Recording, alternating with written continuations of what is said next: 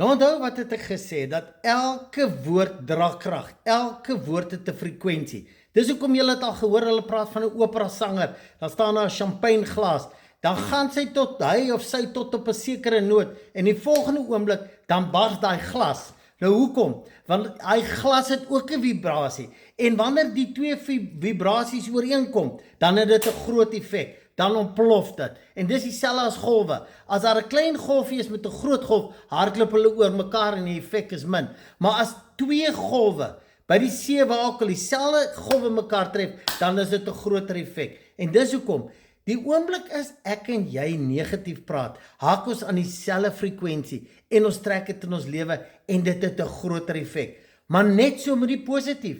Dis hoekom oefen jy jou nie in om dankbaar te wees? Begin ander te seën. Al doen jy dit net in jou stilte op jouself, maar kies vir dankbaarheid oor en oor.